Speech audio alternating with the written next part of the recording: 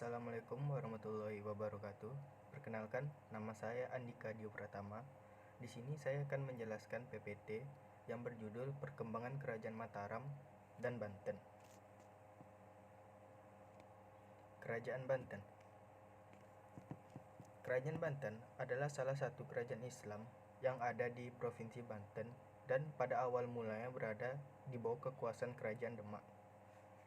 Namun kemudian Banten melepaskan diri saat Kerajaan Demak mundur dan pemimpinan pertama Kerajaan Banten adalah Sultan Hasanuddin yang memiliki periode pemerintah dari tahun 1522 sampai dengan 1570.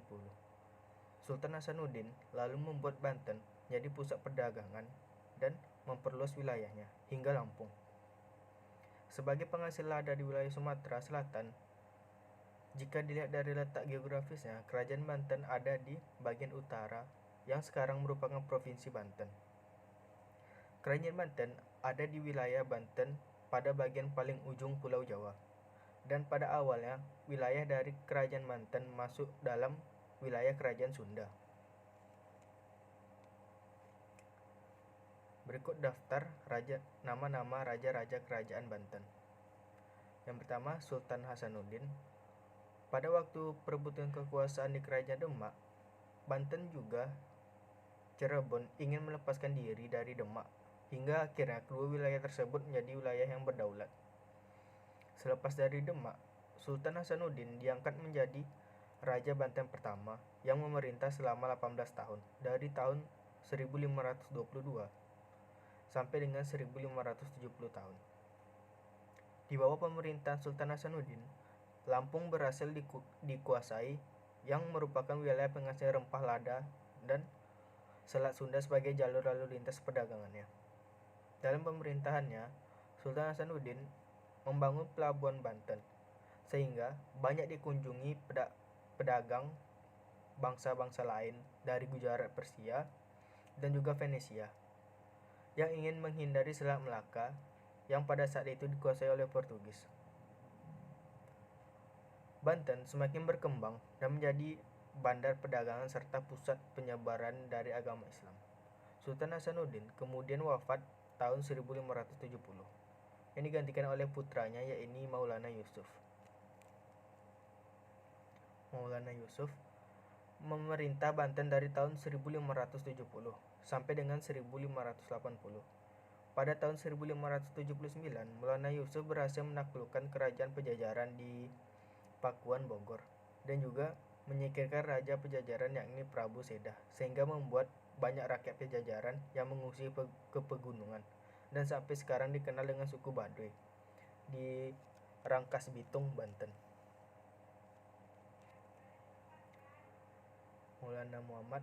Maulana Yusuf yang wafat lalu digantikan oleh putranya, ini Maulana Muhammad, yang naik tahta pada saat usia masih 9 tahun. Maulana memerintah dijalankan oleh mangkubinya, Jaya Negara, sampai Maulana Muhammad beranjak dewasa. Memerintah dari tahun 1580 sampai dengan 1596. Sesudah 16 tahun kemudian, Sultan Maulana Muhammad menyerang Sultanan Palembang yang didirikan Ki Gandeng Sure. Bangsawan Demak, Kerajaan Banten yang juga merupakan keturunan dari Demak juga merasa memiliki hak atas Palembang. Namun Banten kalah dan Sultan Maulana Muhammad tewas dan di dalam pertempuran tersebut. Berikutnya Pangeran Ratu atau Abdul Mufakir. Pangeran Ratu yang saat itu masih berumur 5 bulan akhirnya menjadi Sultan Banten keempat. Tahun 1596 sampai dengan 1651. Sementara menunggu pangeran dewasa, pemerintah dijalankan oleh Mangkubi Ranang Manggala. Pada waktu tersebut, Belanda yang dipimpin oleh Cornelis de Hout mendarat di Banten tanggal 22 Juni 1596. Pangeran Ratu lalu mendapat gelar Kanjeng Ratu Banten, dan saat wafat ia digantikan oleh anaknya, yaitu Sultan Ageng Tirtayasa. Sultan Ageng Tirtayasa. Sultan Ageng Tirtayasa lalu memerintah Banten tahun 1651 sampai dengan 1682. Pada masa Sultan Ageng Tirtayasa, inilah akhirnya Banten mencapai puncak kejayaannya. Dan Sultan Ageng Tirtayasa juga berusaha untuk memperluas wilayah kerajaannya. Tahun 1671, Sultan Ageng Tirtayasa lalu mengangkat putranya untuk dijadikan raja berikutnya, membantu dengan gelar Sultan Abdul Qahar atau Sultan Haji. Sultan Haji memiliki jalinan baik dengan Belanda, sehingga membuat Sultan Ageng Tirtayasa yang kecewa melihatnya, lalu menarik jabatannya Raja Pembantu Sultan Haji. Sultan Haji kemudian ingin mempertahankan jabatan tersebut dengan cara meminta bantuan pada Belanda, sehingga terpecahlah perang saudara dan Sultan Agung Tirtayasa tertangkap kemudian dipenjara di Batavia sampai ia wafat pada tahun 1691. Perkembangan Kerajaan Banten. Dalam faktor ekonomi Kerajaan Banten, pada saat berada di bawah pemerintah Sultan Ageng Tirtayasa, Banten mengalami perkembangan pesat dan menjadi bandar perdagangan serta pusat penyebaran agama Islam. Sebab letak lalu lintas perdagangan sangat strategis dan jauh dari Selat Malaka ke tangan Portugis, membuat para pedagang Islam tidak lagi pergi ke Selat Malaka. Akan tetapi, perpindahan ke Banten dan Banten juga menjadi pengekspor lada yang sangat penting. Banten lalu semakin maju sebab dikunjungi oleh banyak pedagang Arab, Persia, Gujarat, Cina, Turki, dan beberapa pedagang lainnya.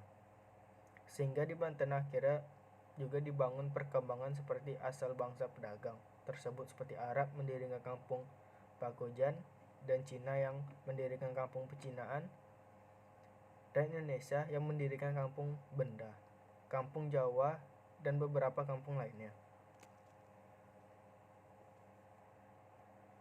Sosial budaya Kerajaan Banten. Banten yang sudah diislamkan oleh Fathahillah di tahun 1527 lalu mulai melandaskan hidup dengan dasar Islam dan sudah berhasil menaklukkan kerajaan pejajaran. Islam semakin menguat sampai ke pedalaman yang dikenal dengan suku Baduy, sementara mereka yang ingin mempertahankan tradisi lama serta menolak pengaruh Islam disebut dengan Pasundan. Kawitan. Kehidupan sosial Banten pada masa Sultan Ageng Tirtayasa sangat baik, sebab Sultan sangat memperhatikan kesejahteraan rakyatnya. Akan tetapi, pada saat Sultan Ageng Tirtayasa meninggal dunia dan Belanda mulai campur tangan, kehidupan sosial masyarakat mulai merosot tajam. Masa kejayaan Kerajaan Banten. Kerajaan Banten mulai mencapai puncak kejayaan pada pemerintahan Sultan Ageng Tirtayasa di tahun 1951 sampai dengan 1682. Dan kemudian Banten membangun armada. Namun Sultan Ageng Tirtayasa menentang Belanda dalam pembentukan FOC dan berusaha untuk keluar dari tekanan FOC yang sudah memblokade kapal dagang pada saat itu. Saat menuju ke wilayah Banten, namun juga melakukan monopoli lada di wilayah Lampung yang merupakan peranan dari beberapa negara lain, sehingga membuat Banten menjadi wilayah multi etnis serta sektor perdagangan yang sangat berkembang dengan cepat. Kemunduran Kerajaan Banten. Kesultanan Banten mengalami kemunduran berawal dari perselisihan antara Sultan Ageng Tirtayasa dengan putranya Sultan Haji di atas dasar perebutan kekuasaan. Situasi ini dimanfaatkan oleh FOC dengan memihak kepada Sultan Haji. Kemudian Sultan Ageng bersama dengan putra yang lain bernama Pangeran Purbayasa dan Syekh Yusuf terpaksa mundur dan pergi ke arah pedalaman Sunda. Namun pada 14 Maret 1683, Sultan Ageng berhasil ditangkap dan ditahan di Batavia. Dilanjutkan pada 14 Desember 1683, Syekh Yusuf juga berhasil ditawan oleh FOC dan Pangeran Purbayasa akhirnya menyerahkan diri. Kemudian Sultan Ageng bersama dua putranya yang lain bernama Pangeran Purbaya dan Syekh Yusuf terpaksa mundur ke arah pedalaman. Ageng berhasil ditangkap dan ditahan Batavia. Dilanjutkan dengan putranya Syekh Yusuf dan juga berhasil ditawan oleh FOC dan Pangeran Purba akhirnya menyerahkan diri.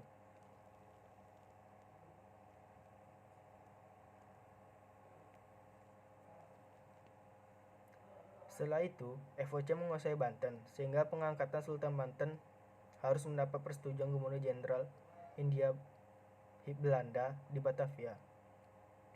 Terpilihlah Sultan Abdul Fadil Muhammad Yahya sebagai pengganti Sultan Haji, kemudian digantikan oleh Sultan Abdul Mahasa Muhammad Zainul Abidin pada tahun 1808 sampai 1810.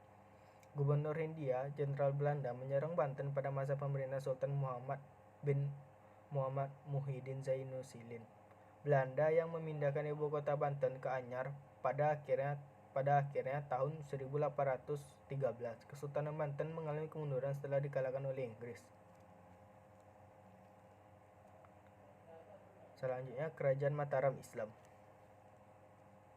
Kesultanan Mataram pada awalnya didirikan terletak di alas Mentawak, sebidang tanah di antara Kali Opak dan Kali Progo. Tanah ini diberikan Sultan Pajang Hadiwijaya kepada Ki Ageng Panahan. Tanah ini diberikan atas hadiah terbunuhnya Arya Panangsang Sutawijaya, anak dari Ageng Panahan, pemimpin pengembangan wilayah tersebut. Sejak Ki Ageng Panahan wafat pada tahun 1584, pengembangan wilayah Mataram dimulai oleh Ageng Panahan Sutawijaya, menggantikan sebagian pemimpin Mataram. Ia bergelar penambahan Senopati Ing Alaga yang menjabat sejak tahun 1584 sampai 1601. Sejak 1587, setelah Hadiwijaya wafat, penambahan Senopati merebut pengaruh Pajang dari Pangeran Benowo dan menjadikan kadipaten. Raja-raja Kerajaan Mataram Islam. Yang pertama, Sutawijaya atau Panam Senopati. Panam Senopati selaku Sultan pertama berkuasa selama 17 tahun sejak penggantian Ki Ageng Panahan yang wafat. Ia memang menggantikan ayahnya yang wafat pada tahun 1584. Namun, Mataram baru menjadikan sebuah negara ketika Panam Senopati merebut kekuasaan dari Pajang setelah Hadiwijaya wafat, sehingga beberapa literatur menempatkan sebagai sultan pertama. Raden Mas Jolang atau Panambahan Seda Ing Karipia. Raden Mas Jolang adalah putra penambahan Senopati dari Selir. Ia menyempurnakan pembangunan komplek kota gede meliputi Taman Danilaya, Segaran, dan komplek pemakaman. Raden Mas Jolang secara mengejutkan wafat pada tempat perburuan, sehingga dikenal dengan penambahan Seda Ing Kapriak.